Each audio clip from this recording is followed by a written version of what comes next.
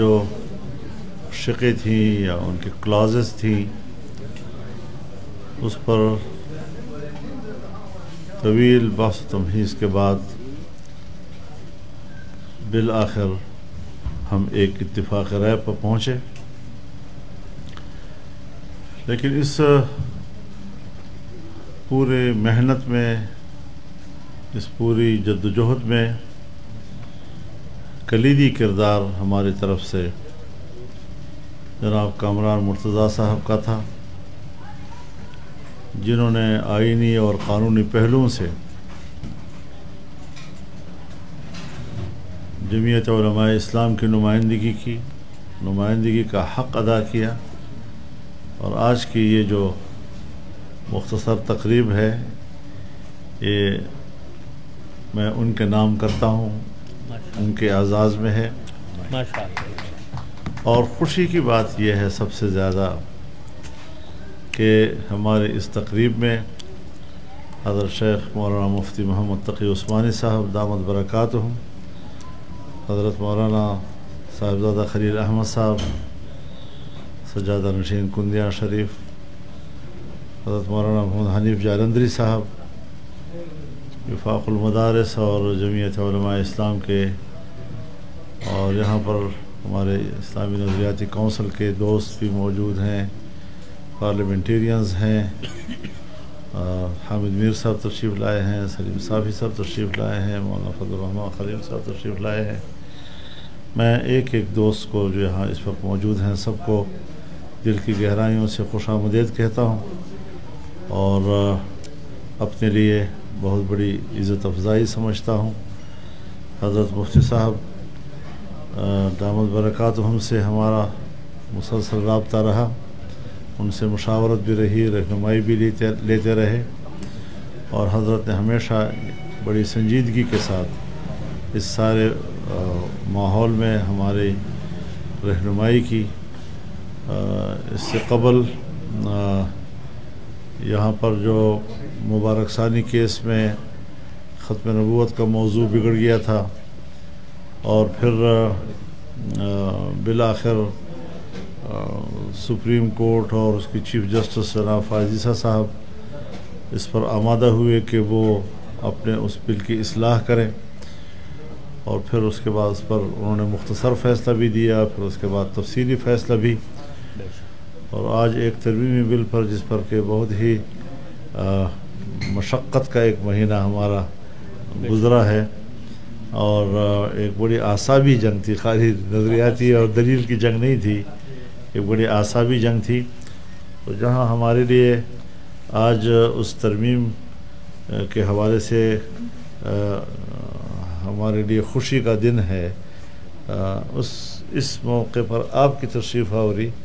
یہ ہماری دوہری خوشی ہے، اور جس طرح کہ امام محمد رحمہ اللہ کا غالباً قول ہے عیدان اجتماع فی یوم واحد، کہ جب کسی وقت جمعہ کا دن بھی تھا اور عید کا دن بھی تھا، آپ نے جمعہ کو بھی عید کہا اور عید تو تھا عید، تو ہمارے آج دو عیدیں اکٹھی ہو گئی،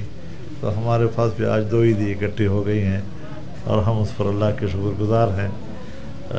کچھ نصائح اگر حضرت فرما دے تو بہتر ہے۔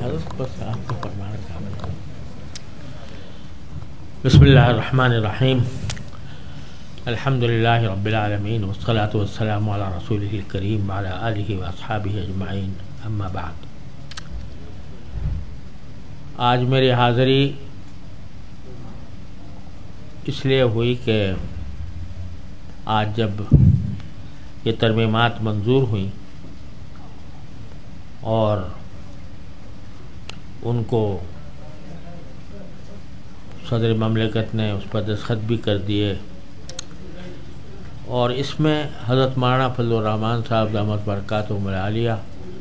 کا جو کردار مسلسل نظر آ رہا تھا، اور ان کے اس کردار کی وجہ سے صرف یہ نہیں کہ بہت اچھی ترمیمات بعض آ گئی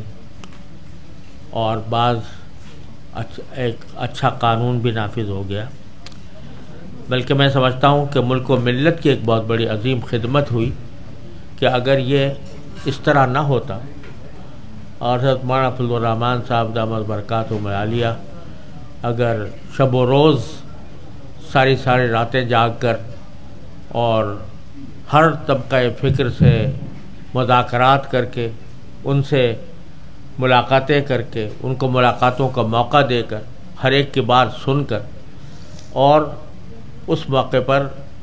ایک معتدل راستہ نکالنے کی جو اللہ تبارک و تعالیٰ نے ان کو صلاحیت عطا فرمائی اور اس کی جو توفیق بخشی، یہ سچی بات ہے کہ ہم سب کے لیے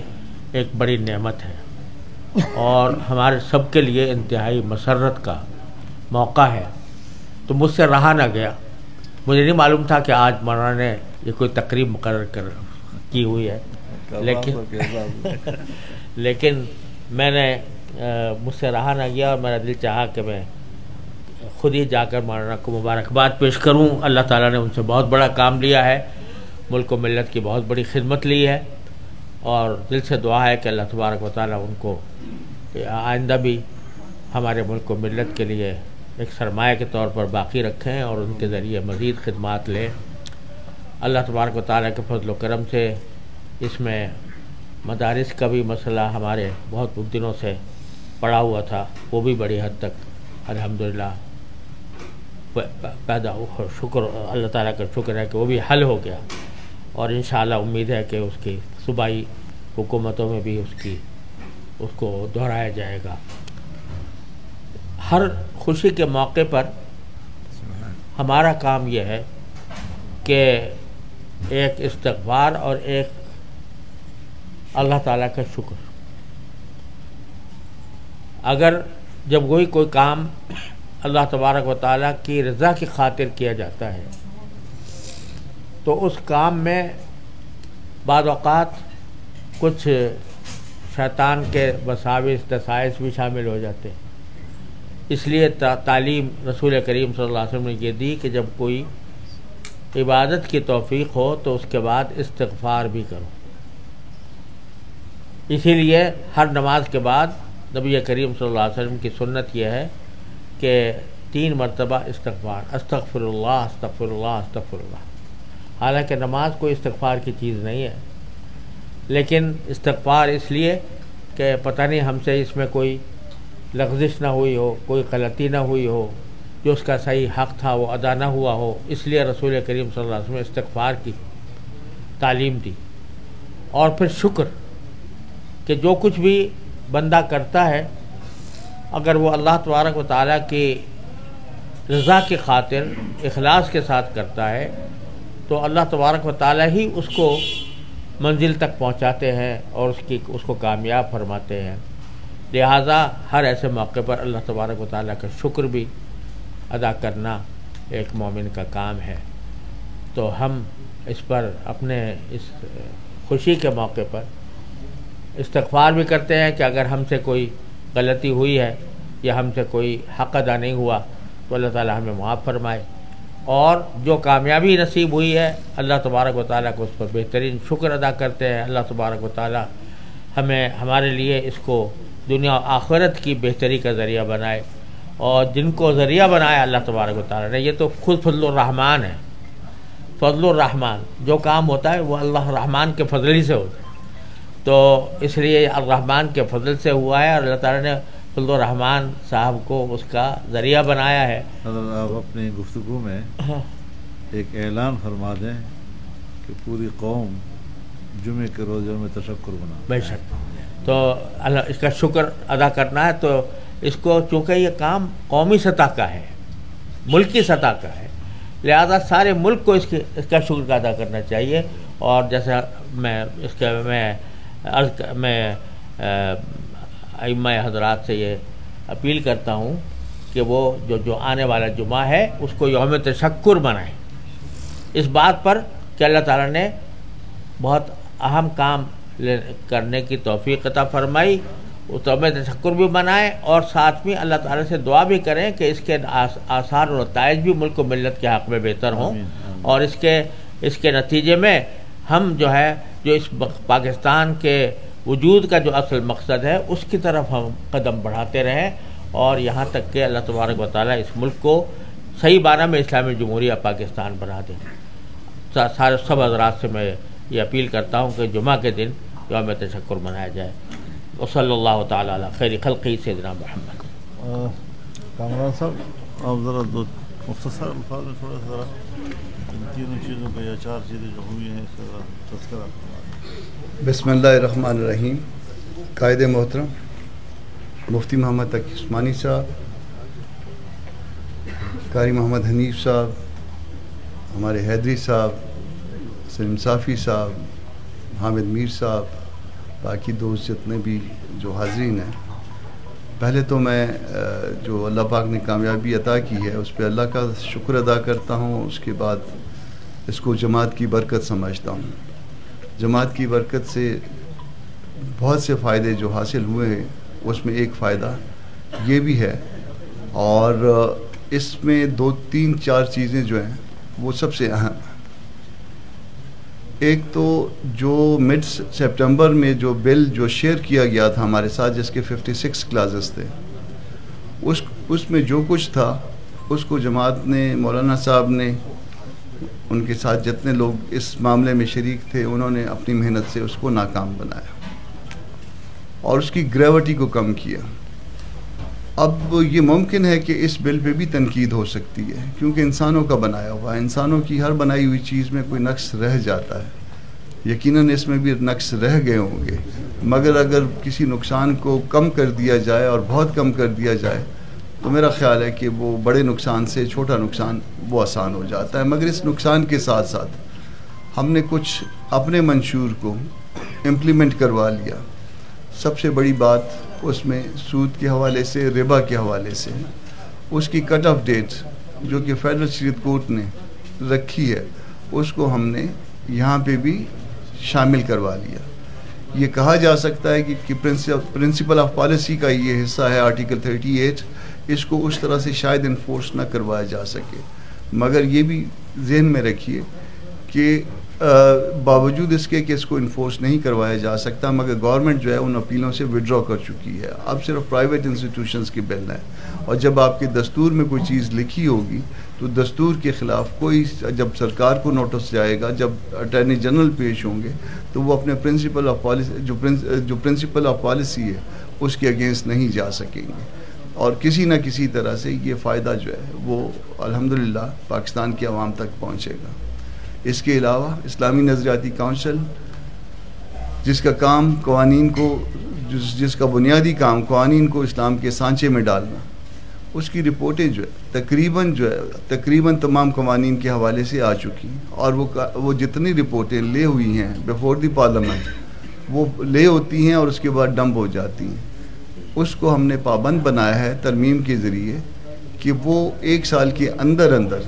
اس کے اوپر پارلیمان اب کنسیڈر کرے گی، یعنی جب کنسیڈر کرے گی تو ادھر وہ فیصلہ کرے گی۔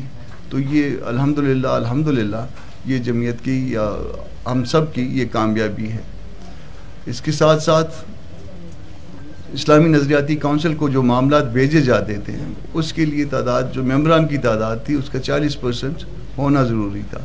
اس ممبران کی تعداد کو ہم نے کم کیا ہے، 40% سے ہم اس کو 25% پہ لے آئے ہیں، یعنی اب کم تعداد کے ممبرز اس معاملے کو آگے بھجوا سکتے ہیں۔ اسلامی نظریاتی کونسل شریعت کورٹ کے حوالے سے کچھ اناملیز تھیں، ان اناملیز کو ختم کیا ہے۔ شریعت کورٹ کے کسی قانون کے حوالے سے کسی فیصلے کو جب وہ اس کو مسترد کر دے تو شریعت ایپلیٹ بینچ میں سپریم کورٹ کے اپیل کر لی جاتی تھی، اور وہ اپیل جو ہے بذات خود سٹے کے طور پہ آپریٹ کرتی تھی۔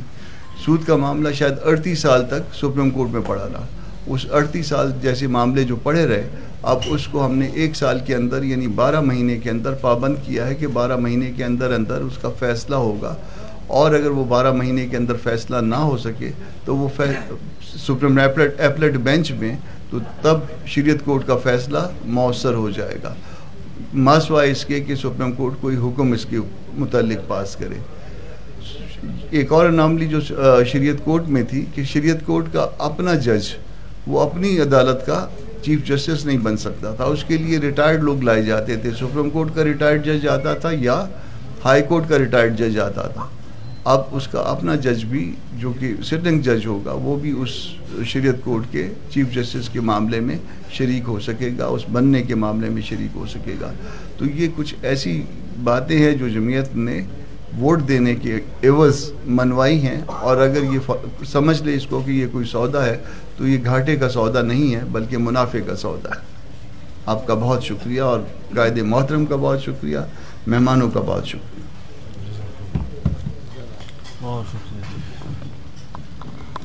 مولانا جالندری صاحب. نحمده ونصلي ونسلم على رسوله الكريم، اما بعد. قائد جمعیت، قائد ملت اسلامیہ حضرت مولانا فضل الرحمان صاحب دامت برکاتہم العالیہ، شیخ الاسلام حضرت مولانا مفتی محمد تقی عثمانی صاحب دامت برکاتہم العالیہ، حضرت مولانا عبدالغفور حیدری صاحب دامت برکاتہم العالیہ، گرامی قدر محترم خواجہ خلیل احمد صاحب دامت برکاتہم العالیہ، اور نہایت قابل احترام محترم جناب سینیٹر کامران مرتضیٰ صاحب، ارباب علم و دانش، ارباب صحافت، السلام علیکم ورحمۃ اللہ وبرکاتہ. اکابر کے بیان کے بعد یہ ان کی ذرہ نوازی ہے، اور تقریب کے حوالے سے الحمدللہ تمام اہم باتیں بڑے جامع انداز میں اور گراں قدر انداز میں آ گئیں. مجھے انشاءاللہ جہاں میں سمجھتا ہوں کہ یہ صرف خوشی اور مسرت جو پورے ملک میں آئی ہے، یہ ایک عرصے کے بعد آئی ہے، اور الحمدللہ وطن عزیز اسلامی جمہوریہ پاکستان کی اگر پارلیمنٹ کی تاریخ دیکھا جائے تو اس میں ہمیشہ علماء کرام نے اپنا کردار جو ادا کیا ہے وہ قابل ستائش بھی ہے اور قابل تقلید بھی ہے. ہم حضرت مولانا فضل الرحمان صاحب دامت برکاتہم کو، سینیٹر کامران مرتضیٰ صاحب کو، اور پوری جمعیت علماء اسلام کو خراج تحسین پیش کرتے ہیں. اور چونکہ میں دن رات دینی مدارس کی خدمت سے ان حضرات نے مجھے وابستہ کیا ہوا ہے، میں سمجھتا ہوں کہ دینی مدارس کے حوالے سے جو ایک ایکٹ میں ترمیم ہوئی ہے، اور سوسائٹی ایکٹ میں اس کی دفعہ 21 میں جو نئی ترمیم آئی ہے، اس کی وجہ سے کراچی سے پشاور، کوئٹہ سے گلگت تک کے ہزاروں دینی مدارس اور ان میں پڑھنے والے لاکھوں طلباء اور طالبات بہت سی پریشانیوں سے محفوظ ہوئے ہیں، اور ایک دیرینہ مسئلہ حل ہوا ہے. اور امید ہے کہ انشاءاللہ اب اس کے اوپر عمل درآمد بھی ہوگا، اور وطن عزیز پاکستان میں سود کا خاتمہ بھی ہوگا. وفاقی شرعی عدالت اور اسلامی نظریاتی کونسل، یہ ادارے پہلے سے زیادہ بہتر انداز میں انشاءاللہ کام کریں گے. حضرت مولانا فضل الرحمان صاحب دامت برکاتہم نے جس بصیرت کے ساتھ، جس فراست کے ساتھ ملک کو ایک بڑے بحران سے نکالا ہے، اس پر ہم سب آپ کو خراج عقیدت بھی پیش کرتے ہیں اور شکر گزار بھی ہیں. اور حضرات کی اپیل کے مطابق انشاءاللہ آنے والے جمعۃ المبارک کو ملک بھر میں یوم تشکر بھی منایا جائے گا. میں ان دونوں حضرات کی، ایک وفاق المدارس العربیہ پاکستان کے صدر ہیں اور اتحاد تنظیمات مدارس پاکستان کے صدر بھی ہیں، اور ایک وفاق المدارس کے سرپرست بھی ہیں، ان کی موجودگی میں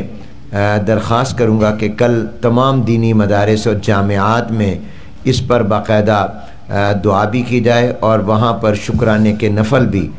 پڑھے جائیں، اور تمام طلباء اور اساتذہ جو ہیں وہ کل جتنی بھی دینی تعلیم ہو اس کے بعد خصوصی طور پر دعا کریں کہ یہ جو ترمیمات ہوئی ہیں اللہ تبارک و تعالی ان کی روح کے مطابق ان کے آگے عمل درآمد بھی ہو اور اس کے بہتر نتائج قوم کو ملیں. امید ہے کہ انشاءاللہ یہ اس کے بہتر نتائج ہوں گے. یہ ایک اچھا ایک قدم ایک عرصے کے بعد اٹھا ہے، تو امید ہے کہ انشاءاللہ وطن عزیز پاکستان جو ایک نظریاتی ملک ہے، یہ انشاءاللہ اب اس نظریے کے تنفیذ کی طرف بھی یہ امید ہے کہ قدم ہوگا. اللہ تعالیٰ اس اجتماع کو مبارک فرمائے. اور سینیٹر کامران مرتضیٰ صاحب کا بھی بہت شکر گزار ہوں. میں حضرت مولانا سے بار بار رابطے میں بھی رہا، سینیٹر صاحب سے بھی رابطے میں رہا، اور الحمدللہ انہوں نے بہت اچھے انداز میں بہترین وکالت فرمائی ہے. اللہ تعالیٰ ان کو بہترین اجر عطا فرمائے اور جمعیت علماء اسلام کو مزید کامیابیاں اللہ عطا فرمائے۔ حضرت مولانا فضل الرحمان صاحب سے میں اکثر کہا کرتا ہوں، فضل رحمان درہمہ کار، رحمان کا فضل ہر کام میں ضرورت ہوتی ہے۔ نام کبھی بدفالی سے تو اسلام نے روکا ہے، نیک فالی سے نہیں۔ تو جس دن مجھے پہلے دن پتہ چلا کہ یہ کام کامران مرتضیٰ صاحب کے سپرد مولانا فضل الرحمان نے کیا تو میں نے کہا کہ یہ کامرانی بھی ہوگی اور فضل خداوندی بھی شامل ہوگا۔ وما علینا الا البلاغ۔ ہاں حضرت خواجہ صاحب دعا فرما۔